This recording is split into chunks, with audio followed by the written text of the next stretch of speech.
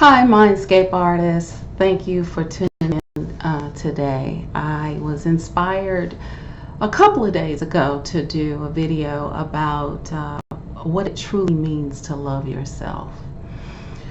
I had an orientation on my job today. I've been on the job for a year under a temp status, and I just got on permanently. And I actually, this is a harvest moment from that began about 15 years ago, and I'm really not exaggerating. I started on this journey when I decided to sell a couple of salons um, when I was going through my divorce. And I was starting over, and I decided I wanted to go to college with two kids. So I started on this journey, and I thought sure that it would be easy because everything else up until then was not that difficult financially. But when God is preparing you for your testimony, I noticed that, the universe will take you through these tunnels and get you all dirty, and you get to learn all of these cool skills that I look back on now, and I'm so grateful for everything that I learned. But I would not have learned them if I had stayed focused on what was going wrong. It was so hard to stay focused. And that was a skill that I learned, how to stay focused when you are going through these changes, trying to, make your dreams come true, meet your goals, right? So on this particular video, I'm just going to talk about what it means to love yourself. And then on another one, I'm going to talk about what you need to do while you're waiting and some of the skills and things that you need to sharpen on your journey to success. Okay?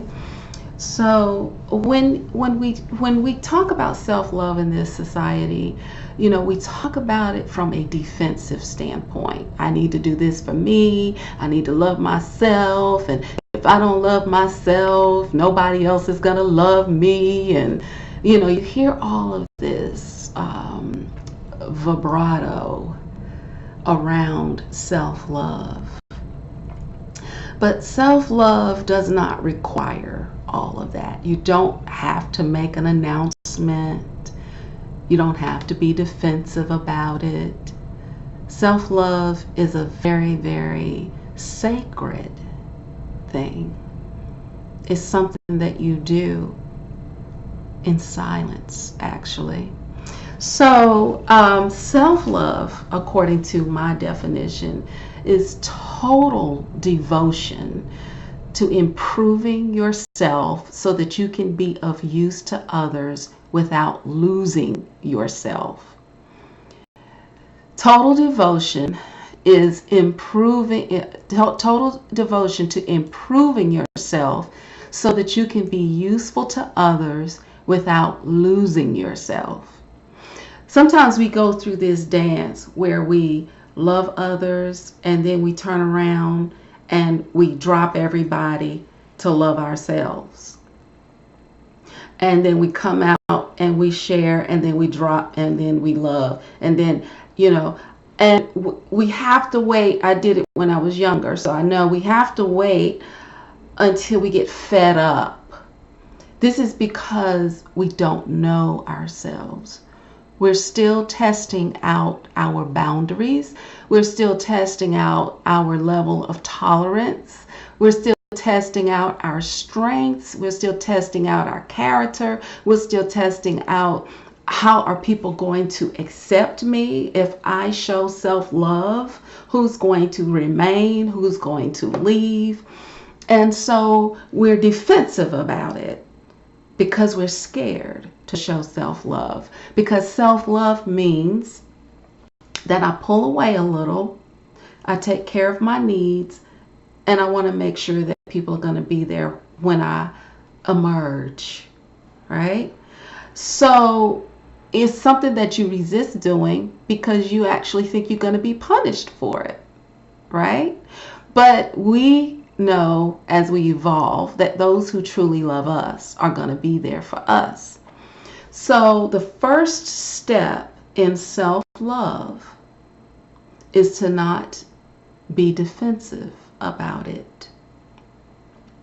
Then you want to make sure that those who are supportive of your self-love are around, because I had to get rid of people who were not supportive of me loving myself. Actually, they just kind of fell off because I wasn't defensive about it, but they just kind of fell off because they could feel that, and I knew who was supposed to be there and who wasn't. Those who really loved me, I gravitated towards them, and I told them the things that I was doing. This was just a few people, and I just made sure that, they understood how I needed them to support me. Right? So I didn't cut off those who were a part of the tribe of assisting me. I actually clung to those people as support because God had already shown me who those people were. Right? So, to know yourself is to love yourself, though. So when you are trying to actually love who you are, take care of who you are, you have to know who you are. And you can't even see others until you can actually see yourself. You can't appreciate others until you can see yourself and appreciate yourself. So anything else other than that is fake. And what is fake? I'll always say that fake is when you skip steps to appear to be something you're not. Everyone wants to appear like they love themselves, but they don't want to do the work. So you always want to know more, not from the perspective of knowing more than your creator, but you always want to know enough to illuminate the creator within you. That's the goal here. So, in other words, you want to get to a point where you actually appreciate the God in you. And you're going to start off by humbling yourself.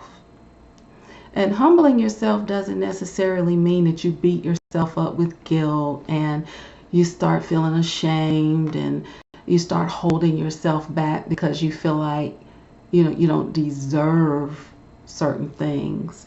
It simply means that you're going to move your lower self out of the way so that your more evolved self can take over. Right? But first you have to understand what it means to even participate in your own evolution. So you want to see God in you, but what does that mean? You want to know yourself so well that you're confident that when something happens, that the divine in you will show up in all situations. Right? You're so confident. You know, this is the divine showing up in me in this situation, right? And as long as you know that the divine is actually showing up for you in all of your situations, then you don't have to worry about whether you're making the right decision or the wrong decision. You don't have to worry about whether you're hurting someone's feelings, whether these people are going to accept you or whether these people are going to reject you. You basically are just acting through the divine inspiration. And that releases you from having to think so much and worry so much about what the other is doing. Because remember, you're trying to love yourself so that you can be useful to others. Because one of the worst feelings is to feel useless. I used to always say, I feel so useless sometimes. when it's something that I know I should be doing and I can't get the resources, or I can't see the resources, or I can't feel I feel so out of touch, so far away. And it was all because, number one, I was panicking.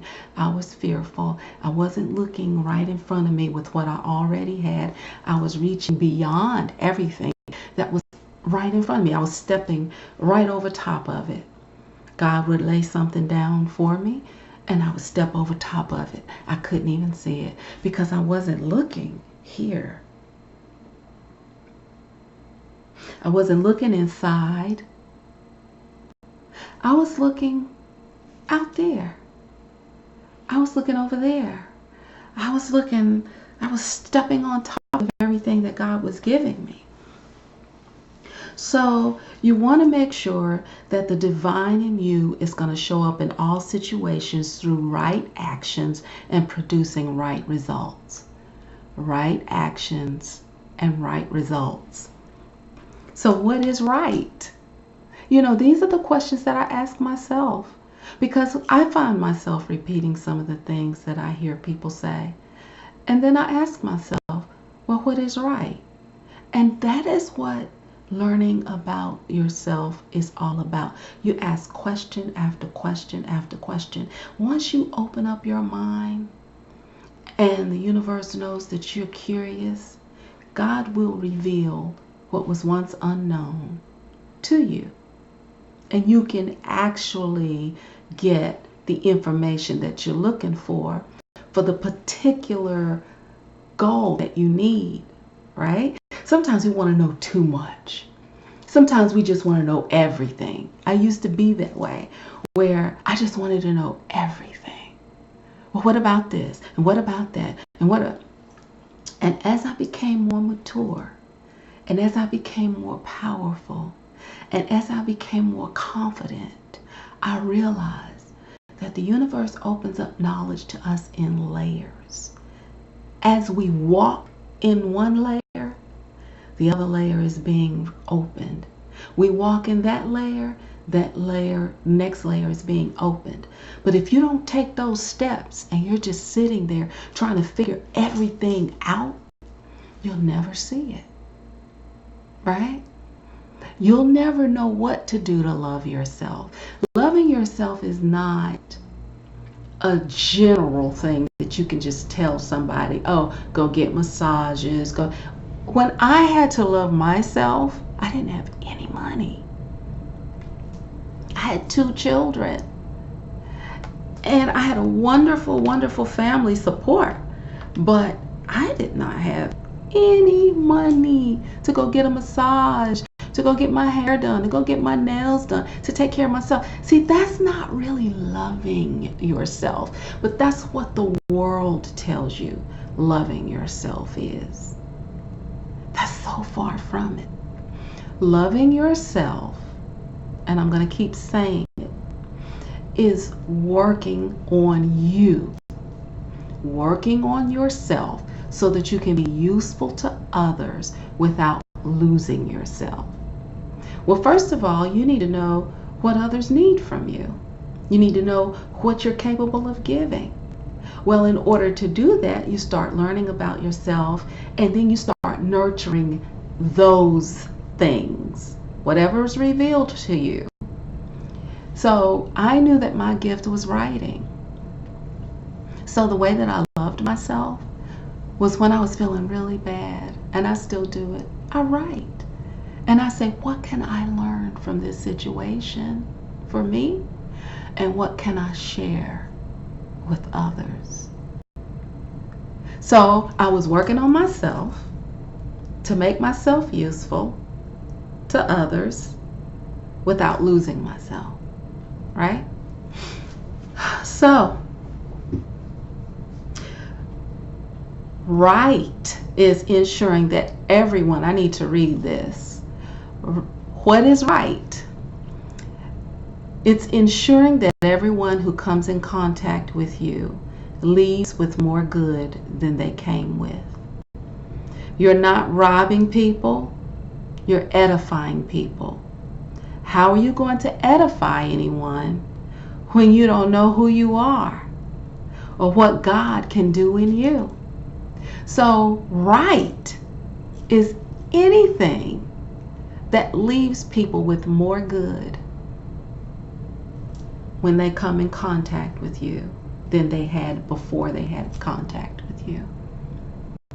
That's what right is to me. Now, you need to define what right is to you. And the reason why I say that is because I want you to expand your thinking past what you're told right is. I want you to expand your thinking to what you're told loving yourself is. I want you to expand your thinking to what you think being real and authentic is, and not being fake. Because to me, being real is doing the work so that you can actually be what you say you are.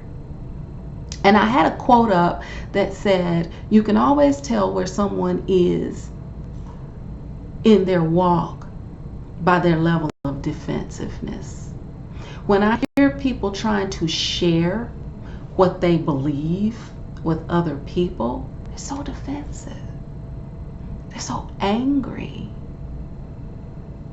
God says, I'll give you peace that surpasses all understanding. A lot of people don't sound like they have peace, you know? And I think that's why I'm not a part of a lot of groups that I was a part of, because a lot of groups will present like that they are, you know, they'll present and say, we are a positive group, we're uplifting, we like to strengthen people, and we like, you know.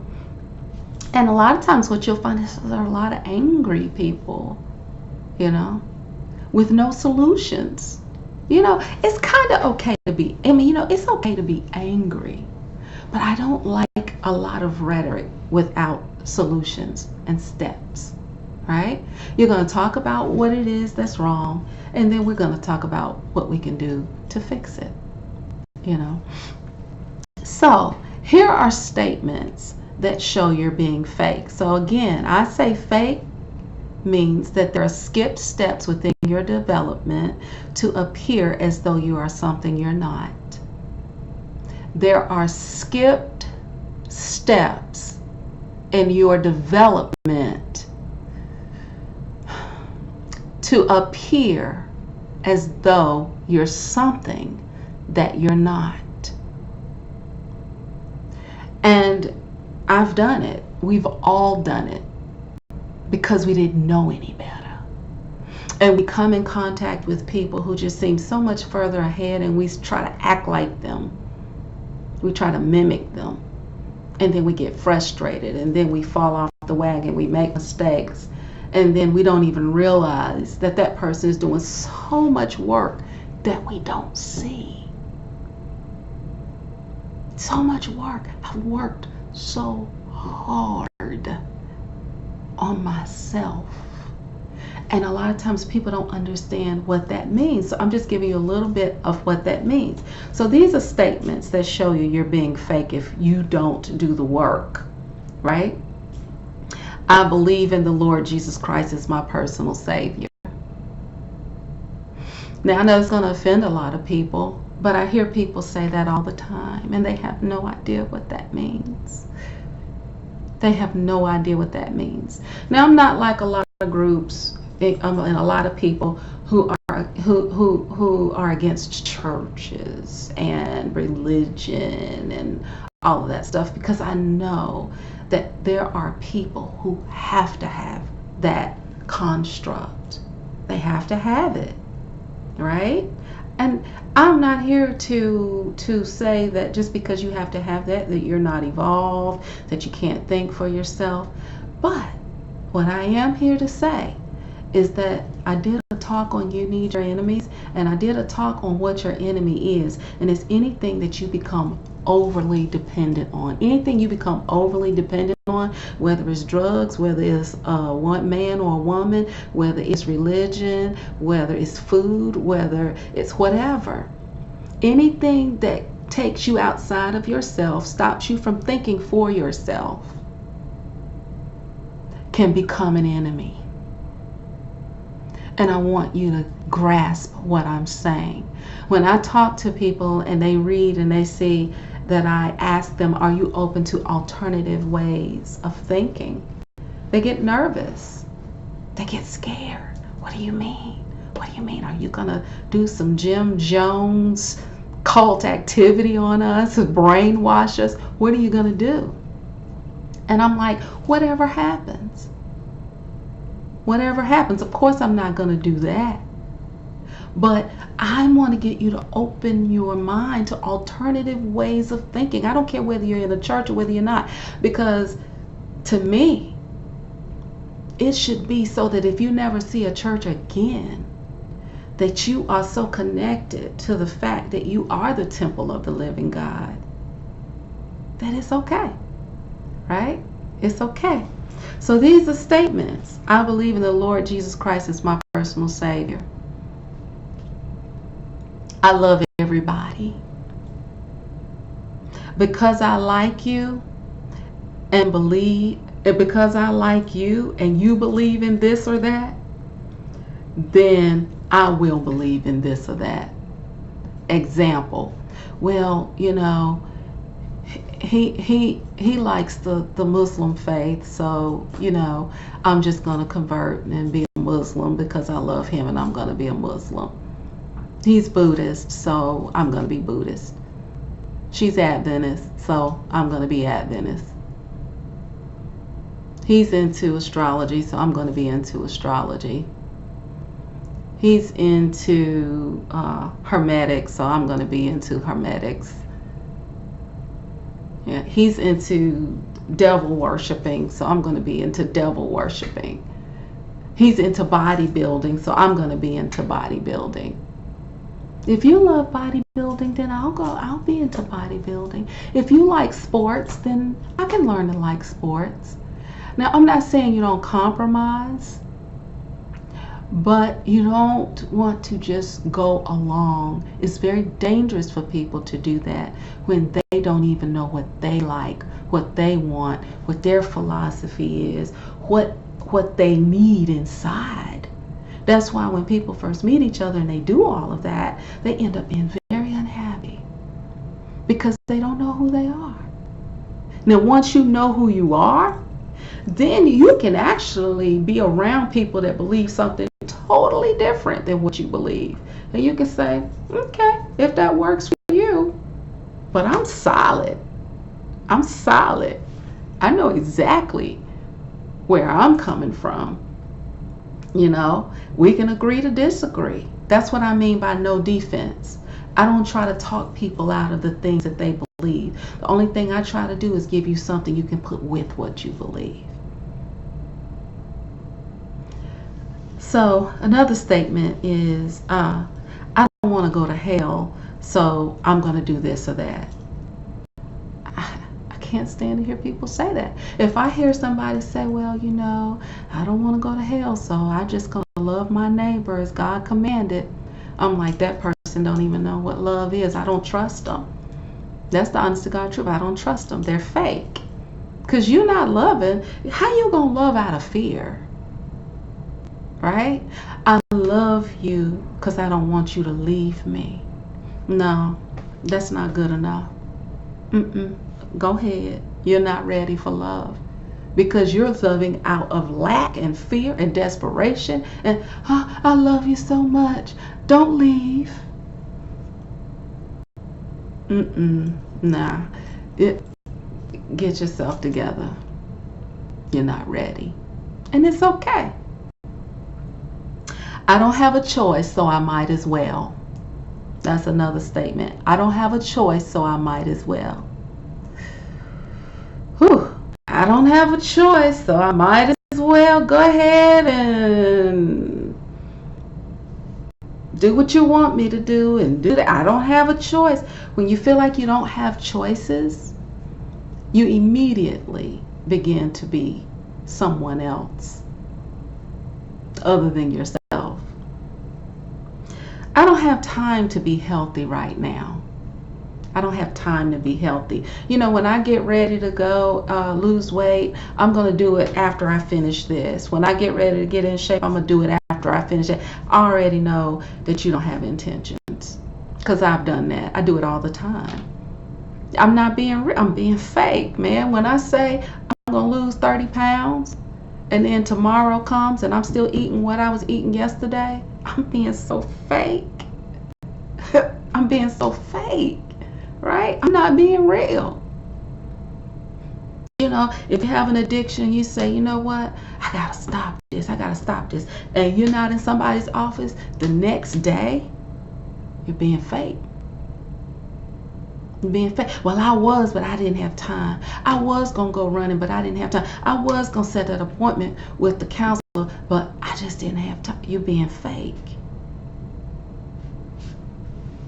Nobody understands me. You're being fake. You know why? Because nobody has to understand you. You have to understand you. What you're really saying is, I don't understand me. Because I used to say it. This is not something that I am beating up on other people about. These are things that I had to call myself on the carpet about 20 years ago. That's how I started on this journey. I found myself saying these things and I was like, what the heck are you doing? I've always been a very, very independent, very individual type person. And, and when I would find myself when I was in a state of fear or wanting to compromise, but not really sure whether, I was doing it for the right reasons, I would find myself giving up myself like that. If I'm in a room full of people that are on diets, I'm like, yeah, man, I need to do the same. I know. I think I'm going to do that tomorrow. And then the next day come and I say, I just don't have time. Like, you just lied to yourself.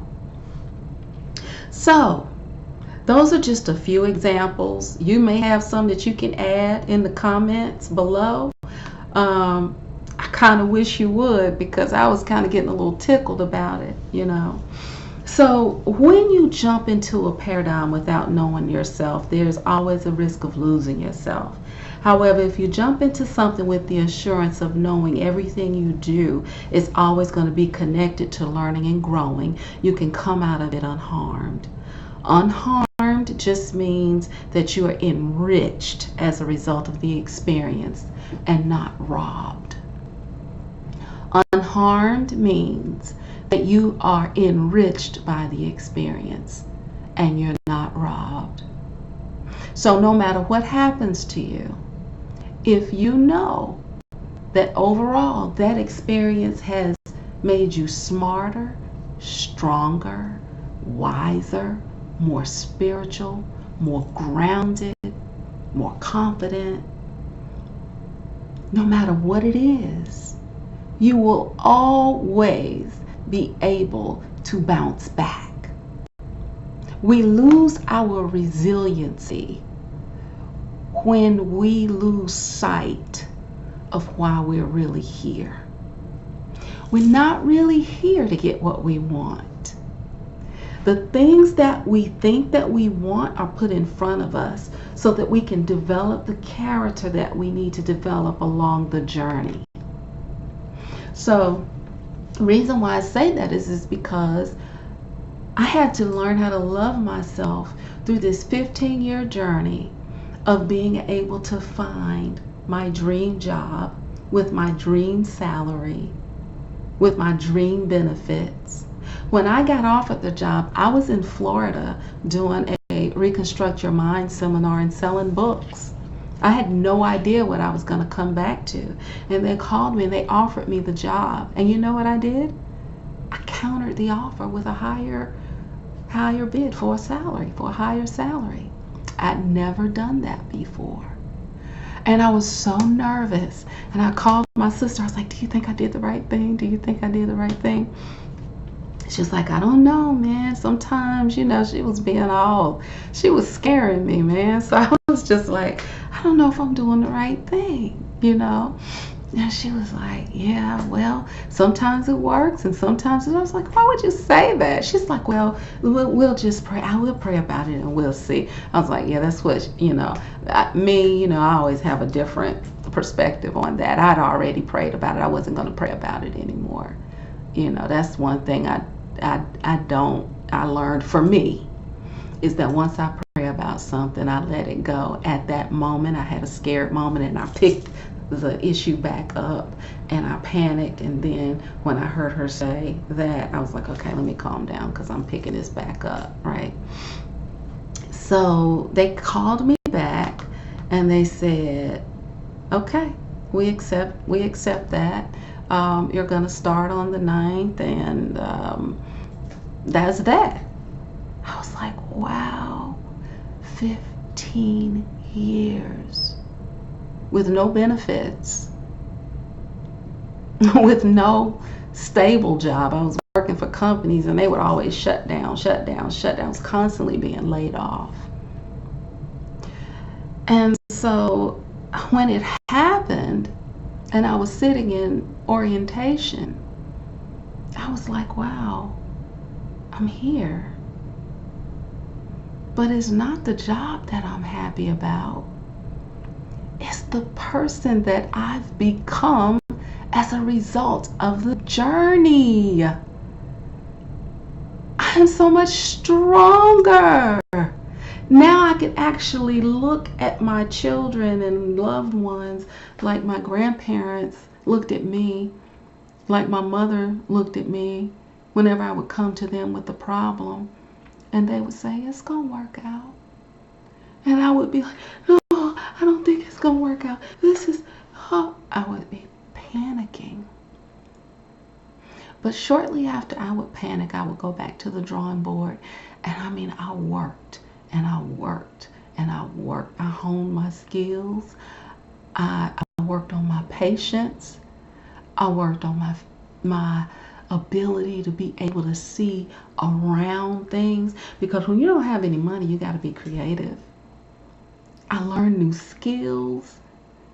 Do you know I have like degrees?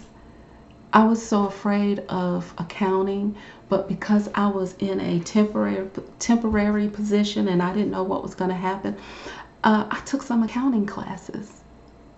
And I didn't know whether I could do it or not because I was horrible in math, right? My daughter was struggling in college math, and I made a D in it. I went back to school with her and took that college math while I was in my temporary position, and I just challenged myself. It wasn't about the math. It was about the fact that I needed to retell a new story about my ability to overcome. And I passed the class with a B. I have 6 accounting classes under my belt waiting for a permanent position. All of them are B's. In my limited thinking 20 years ago, I never would have thought I could have done that. And I have a master's degree, EDS, but I always did everything I could to avoid math. And I went right back to it. It wasn't that I thought it was going to get me a better job.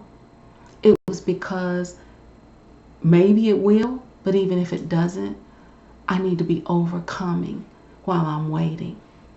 This is self-love, overcoming.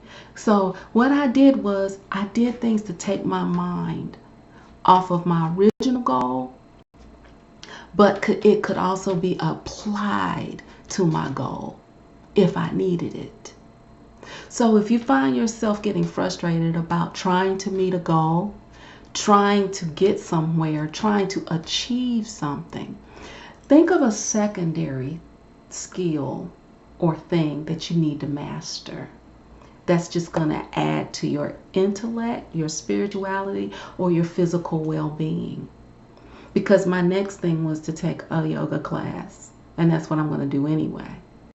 Because I was so preoccupied with, getting this career going that I honestly wasn't working out like I kept telling myself that I was. I was being fake. I was skipping steps because I was so stressed out, you know. And so now that I'm more relaxed, now I'm going to work on my physical. So I hope that this was an encouraging video about how to love yourself through sharpening your skills. Don't lie to yourself. Don't be defensive. You know, humble yourself, not by beating yourself up. See the God in you. You know, understand what right really means, ensuring that everyone who comes in contact with you leaves with more good than they came with. So, reconstruct the world by reconstructing your mind. I know you can do it. Thanks for listening. Bye.